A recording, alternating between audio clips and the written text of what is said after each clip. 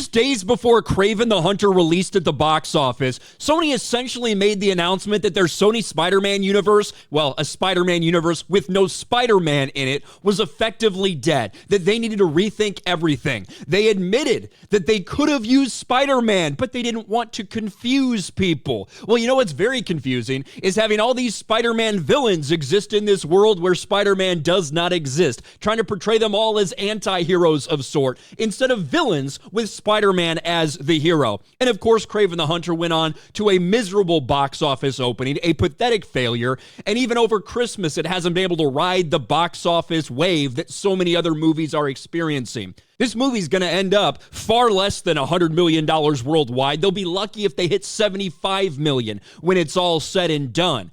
But now the Sony CEO, as he is the outgoing CEO for Sony Pictures, is making some statements about movies like Kraven the Hunter, movies like Madam Web, that were colossal box office flops. And instead of admitting the reality that, one, these movies just weren't very good to begin with, and that maybe they made a mistake by not including Spider-Man in this universe when they had the capability to do so, instead, he's blaming everyone else. Sony CEO thinks Madam Web and Kraven are not bad films, blames the press for Spider-Man spin-off failures. Hilariously clueless Sony Pictures CEO doesn't know why Madam Web and Kraven bombed, believes critics were out to get them. And yes, you are talking about somebody who is completely ignoring reality here. There's been plenty of movies that have not done well with critics, but have gone on to be incredibly successful. We see examples of that all the time. And even Venom, which he brings up in his argument. Venom, the critics did not like Venom. That got like a 25%, 30% on Rotten Tomatoes. That was not well received by critics, but audiences really liked it. Went on to make a shit ton of money. Now, it didn't make as much money in the second and third iterations, certainly. But the idea that even though critics felt the same way about that as these other movies, well, that's the reason that all this happened is an absolute joke. Sony Pictures CEO admits Kraven the Hunter had worst launch in his tenure, doesn't understand why the film bombed. Speaking with the LA Times, Vince Zaquero was asked, how do you feel about the performance of the film studio during your tenure? We've had mostly very, very good results. Unfortunately, Kraven that we launched last weekend and my last film launch is probably the worst launch we've had in the 7.5 years. So that didn't work out very well, which I still don't understand because the film is not a bad film.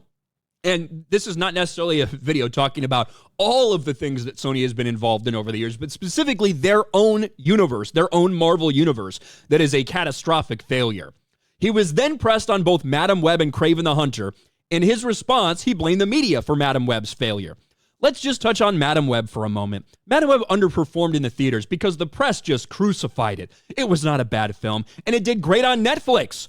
For some reason, the press decided they didn't want us making these films out of Kraven and Madam Web, and the critics just destroyed them.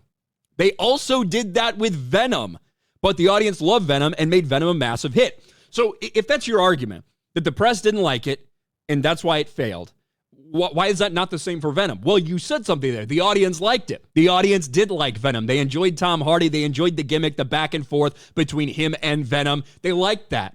So that movie did well. Doesn't that tell you something about these other movies? Like, shouldn't that tell you something about Madam Web and Kraven the Hunter? Now, I think that Kraven the Hunter is a better movie than Madam Web. I still don't think it's good. I think there's a ton of fucking problems with it. It was clearly torn apart in the editing room. There's some weird voiceover stuff. There's some plot points that in the order they happen don't necessarily make sense. Feels like something was cut out there. They, for some reason, needed this 30-minute backstory origin story. It was not a good movie. That's why it's failing at the box office. Madam Web, as bad as it was, at least it was memeable. That's probably why it did well on Netflix when it got put out there, because people wanted to laugh at it. They didn't want to pay to go money in the theater, but they'd use their Netflix subscription to go laugh at this movie. But that kind of response is so wild. Now, I certainly do think that there's people in the media that don't like this film or this film, and they bash it. I do the same thing. I'm going to bash films that I don't think are very good.